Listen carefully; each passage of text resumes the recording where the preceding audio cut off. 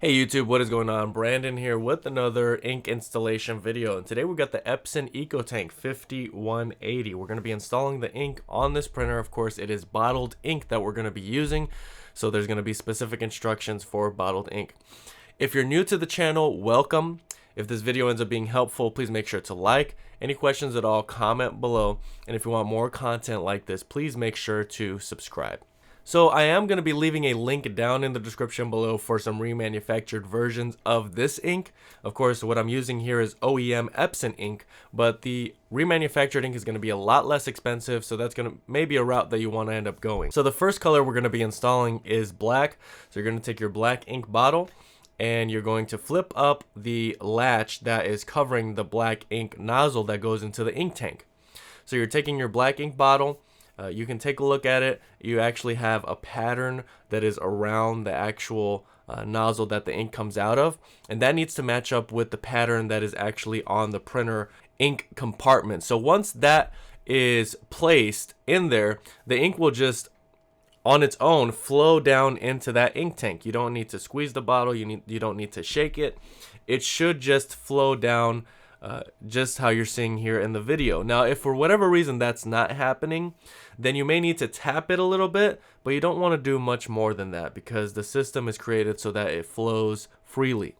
Now we're done with the black ink, and we actually had some leftover ink, so we're going to hold on to that because when you power on your printer, if you haven't already done that, you're going to use up some ink. So here we're going to install Cyan. Now just pay attention to the method that I'm using and the motion that I'm using to connect. It's very slow, it's very methodical, there's no rush here. You're installing each ink bottle one by one, and so what you want to do is make sure that you also are placing the right ink bottle in the correct ink compartment. And what I'm talking about is the color. So match up cyan with cyan, magenta with magenta. It sounds obvious, but I have heard people have made the mistake when you're rushing and when you're nervous trying to install the ink. And why would you be nervous? Because you feel like the ink is going to spill out. But with these bottles, the ink doesn't really spill out.